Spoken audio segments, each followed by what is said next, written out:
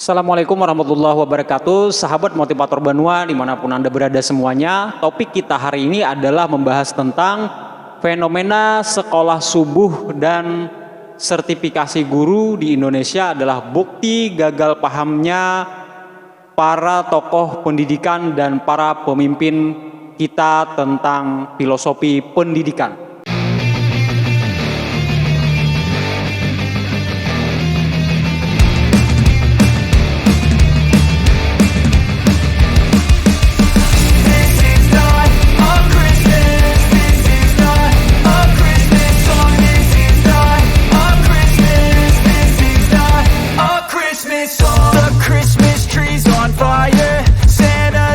Sahabat Banua semuanya, kehebohan itu bermula dari video viral tentang kondisi di NTT, Nusa Tenggara Timur, yang melaksanakan pembelajaran di sekolah itu dimulai sejak jam 5 subuh. Saya ulang, pembelajaran di NTT dimulai sejak jam 5 subuh. Ini memicu sesuatu yang viral, trending, heboh, masyarakat pro dan kontra muncul di situ. Ya memang ada baiknya tentunya dari sisi cara berpikir orang menjadi terbuka, menjadi out of the box. Oh, ini ternyata ada sekolah subuh dimulai jam 5. Kemudian ada semangat orang untuk memperbaiki diri, ada semangat orang untuk lebih pagi untuk memulai sesuatu dengan lebih cepat, lebih tangkas seperti itu. Dan mungkin saja inovasi-inovasi baru di dunia pendidikan nantinya akan muncul dari situ. Gara-gara ada orang yang berani memicu sekolah jam 5 subuh. Ya tentu sisi positifnya itu ada. Nah ini bermula dari Pak Victor Laiskodat sebagai Gubernur NTT. Jadi beliau ini mengharapkan warga NTT ini dimulai dari remaja-remajanya, anak-anak kecilnya, supaya belajar disiplin. Jadi beliau mungkin ada semangat 4-5-nya masih tertanam di situ, sehingga ingin anak-anaknya jangan cemen, jangan lebay, jangan alay, jangan jadi anak jalanan dan seterusnya. Jadi dari situlah bermula dari fajar pagi menyingsing. Itu seperti itu mungkin filosofi yang ingin diambil oleh Pak Victor Laiskodat. Kita tentu acung jempol kepada beliau untuk idenya yang out of the box itu. Nah kemudian beliau juga menegaskan bahwa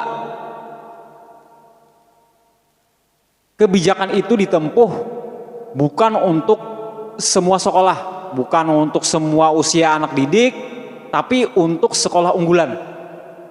Nah jadi dua pandangan besar inilah yang dimiliki beliau. Yang pertama itu adalah untuk menanamkan disiplin kepada anak-anak muda, dan yang kedua adalah peraturan itu ditujukan untuk sekolah-sekolah unggulan. Jadi sebagai percontohan kepada sekolah-sekolah lain. Kemudian beliau juga mewajibkan jajarannya di kalangan ASN untuk melakukan hal yang sama. Artinya di NTT itu ayam belum berkokok, orang-orangnya sudah tancap gas. Mereka seperti itulah kurang lebih kondisinya yang diciptakan atau direkayasa oleh pemerintah seperti itu untuk membangun disiplin warganya. Nah yang pertama kita mengamatinya dari sisi penanaman disiplin dulu.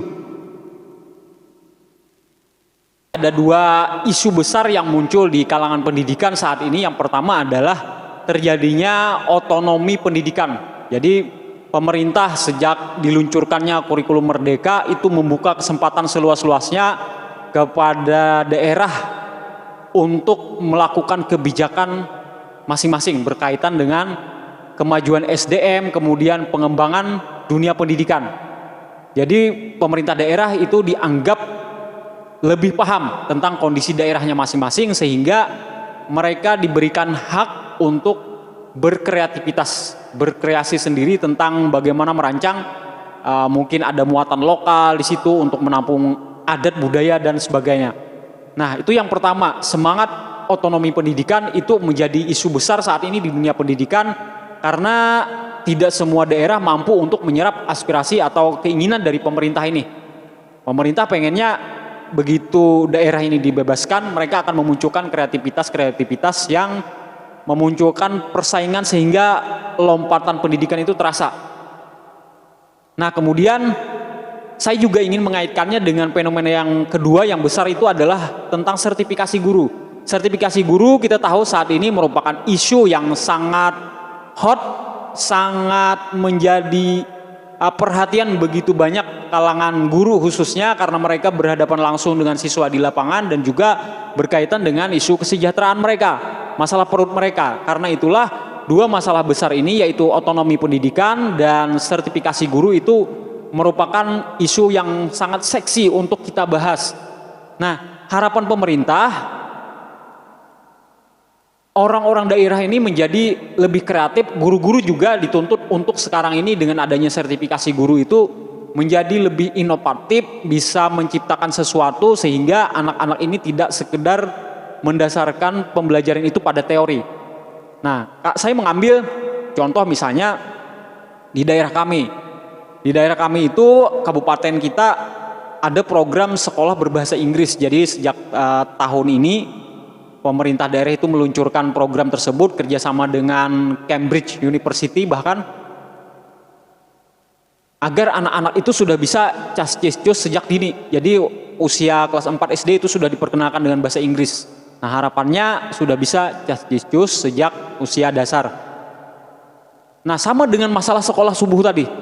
Masalah sekolah subuh tentunya itu adalah berkah dari otonomi pendidikan kita yang membuka kreativitas seluas-luasnya.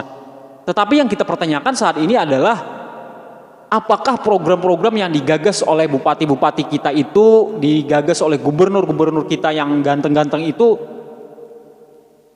benar-benar sesuai dengan kebutuhan, benar-benar sesuai dengan realitas, benar-benar sesuai dengan sikon masyarakat yang ada di wilayah tersebut? Kan itu yang jadi pertanyaan. Misal saya ingin mengambil contoh, saya bicara fakta saja, ketika pemerintah kami ingin sekolah berbahasa Inggris, itu banyak sekali sekolah-sekolah yang, mohon maaf, nilainya itu di bawah standar. Jangan ke siswanya, gurunya saja sudah di bawah standar, guru-gurunya, dan itu banyak jumlahnya. Nah, gimana kita mengharapkan anak didik kita mau cas-cis-cus kerja sama dengan Cambridge kalau yang itunya belum siap? Ibaratnya lahannya masih belum siap, bibit padinya udah siap, kan nggak matching. Nah, seperti itulah kurang lebihnya. Dari segi gizi, dari segi pendapatan orang tua, dari segi pengetahuan orang tua tentang pendampingan anak dan seterusnya, itu sangat berbeda jauh dengan mereka-mereka yang ada di perkotaan besar. Nah, itu tidak diperhatikan oleh pemerintah sehingga banyak program-program yang menjadi mubazir. Idealismenya sudah oke, tapi mubazir. Nah, berkaitan dengan sertifikasi guru tadi, apa hubungannya antara sekolah subuh dengan sertifikasi guru? Nah, saya sebenarnya tidak hanya menyoal dua masalah ini, antara sekolah subuh dengan sertifikasi guru. Sebenarnya banyak kebijakan-kebijakan lain juga yang kita amati itu berangkat dari gagal pahamnya para pembuat kebijakan ini dengan filosofi pendidikan. Yang pertama, mungkin dari Pak Victor Laiskodat ini atau pemerintah yang lain masih menyisakan ada semangat otoritarianisme dan militarisme di dalam dirinya. Jadi sisa militarisme itu kan sebenarnya adalah sisa-sisa peninggalan Perang Dunia Pertama, Perang Dunia Kedua, di mana di situ orang begitu semangat dengan nasionalismenya, gimana caranya kita memenangkan pertempuran dan seterusnya. Sehingga ini bertentangan dengan filosofi pendidikan di zaman modern saat ini. Kita sudah bebas dari penjajahan, bebas dari peperangan dan sebagainya. Nah, perbedaannya adalah kalau dulu orang mudah untuk dikendalikan, orang suka untuk kalau duduk saja posisi tangan misalnya harus begini, semua harus begini rata. Orang enak saja diperlakukan seperti itu. Kalau ngajinya tidak lancar, misalnya dipukul pakai rotan misalnya. Orang menerima karena memang budaya zamannya pada saat itu ya memang seperti itu. Tapi begitu hal-hal yang seperti itu diterapkan di zaman sekarang, itu sangat berbeda jauh. Nah, ada sebuah penelitian, bukan saja satu, dua yayasan atau dua organisasi, 2 atau 3 organisasi, banyak sekali yang mengatakan, penelitian, survei, riset, mengatakan bahwa orang-orang di zaman sekarang, anak-anak zaman sekarang itu lebih masuk ke otak pelajarannya itu ketika diajarkan dengan cara yang lebih fun, lebih menyenangkan, lebih memberikan nuansa kebebasan kepada si anak. Ini sangat bertentangan jauh dengan konsep pembelajaran gaya lama, old school. Jadi ada old school, ada new school. Nah, haruskah kita mempertahankan old school secara mutlak seperti itu? Kalau tubuh anak-anak kita ini belum siap untuk bangun jam 5 pagi, haruskah mereka tidak kita berikan kompromi, melainkan mereka kita paksa dengan aneka macam peraturan, aneka macam sanksi dan seterusnya agar tubuh mereka menyesuaikan. Kan nggak seperti itu juga judulnya. Belum lagi kalau kita bicara misalnya di pedesaan itu banyak anak-anak yang harus membantu orang tuanya ketika pagi. Ada orang tuanya jualan cireng misalnya, cilok, pentol dan lain sebagainya, bakso. Nah, orang tuanya kan kerja dini hari, mereka mungkin untuk bikin dagingnya misalnya lebih empuk dan lain sebagainya, mereka kerja keras lah untuk sejak 3 dini hari. Nah, baru ketika pagi mereka mungkin jam 5:30 itu minta digantikan oleh anaknya. Nah, ketika anak-anak ini dipaksa untuk sekolah pada jam tersebut, apa yang terjadi? Itu mirip ketika pemerintah meluncurkan misalnya full day school. Kenapa pada saat full day school itu penolakan keras sekali? Salah satunya itu adalah bertentangan dengan budaya masyarakat yang agamis. Orang pengen menyekolahkan anaknya mungkin seperti TK Al-Quran ketika di sore hari, dan itu bentrok dengan full day school. Nah, karena itu full day school pun akhirnya dibatalkan. Nah, itu contoh-contoh. Kemudian yang kedua, saya ingin menyorotinya misalnya sertifikasi guru dan sekolah subuh ini adalah sesuatu yang sama dilakukan oleh pejabat-pejabat yang lain, yaitu miskin riset dan survei.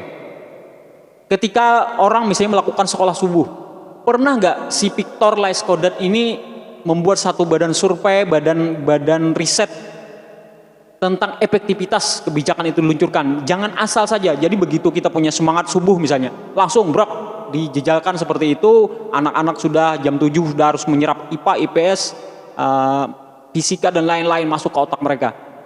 Efektif nggak? Seberapa efektif, seberapa efisien, seberapa tepat kebijakan tersebut diluncurkan?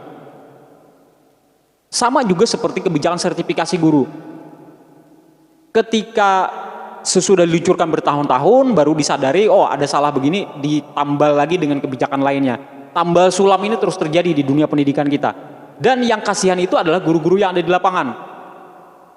Portofolio berganti dengan PLPG, dipersulit lagi dengan adanya PPG. Bahkan mungkin ada menteri nantinya di masa depan yang membuatnya ini seperti lebih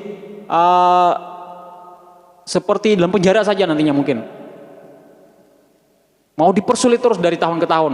Nah, itu adalah bukti bahwa kebijakan-kebijakan itu tumpang tindih, tambal sulam dari satu pemerintah ke pemerintahan yang lain, tidak ada kontinuitas. Akibatnya yang menjadi korban adalah mereka-mereka yang ada di lapangan. Guru-guru terus menjadi korban pelatihan, guru-guru terus menjadi korban proyek-proyek, guru-guru terus menjadi korban beli media ajar ini itu, download aplikasi ini itu, seterusnya seperti itu. Seperti lingkaran setan yang gak ada habis-habisnya. Belum lagi bicara orang-orang yang penuh ambisi untuk mereka menarik keuntungan dari proyek-proyek tersebut. Yang jadi korban siapa? Guru-gurunya di lapangan. Guru-guru dikorbankan untuk aneka macam proyek, sementara mereka dituntut untuk senyum di hadapan siswa, dituntut untuk manis, dituntut untuk kreatif dan sebagainya. Itu nggak bisa, nggak matching. Nah, kemudian yang ketiga adalah masalah tumpang tindih kebijakan ini berlangsung setiap kali ada pergantian pemerintahan. Itu terus seperti lingkaran setan, dan kita mungkin sudah tahu sendirilah betapa parahnya tumpang tindih kebijakan di Indonesia ini. Sampai-sampai Pak Jokowi sendiri sangat sering gregetan dengan ribetnya birokrasi di Indonesia. Nah, apalagi yang berkaitan dengan kejiwaan anak-anak didik kita. Gimana anak-anak didik kita mau menjadi penerus masa depan yang gemilang kalau dimulai dari guru-gurunya saja sudah suram wajahnya. Nah, sehingga kami harapkan ke depan lebih ada riset yang mendalam tentang sebuah kebijakan, kemudian kebijakan itu sudah harus matang sebelum diluncurkan agar tidak menimbulkan kegaduhan, dan jangan sampai juga kebijakan itu terlalu cepat untuk berganti-ganti sehingga penumpang yang ada di dalamnya itu seperti mabok jadinya. Nah, itulah sekilas pandangan kami tentang kebijakan sekolah subuh, dan ini sebenarnya menyangkut bukan hanya sekolah subuh tapi berkaitan juga dengan kebijakan-kebijakan yang lain. Dan harapan kami juga berkaitan dengan sertifikasi guru, pemerintah segera mungkin untuk menuntaskan hutang-hutangnya kepada guru-guru kita, tingkatkan kesejahteraan mereka sehingga pendidikan kita bisa beranjak naik. Billahi taufiq wal hidayah. Wassalamualaikum warahmatullahi wabarakatuh.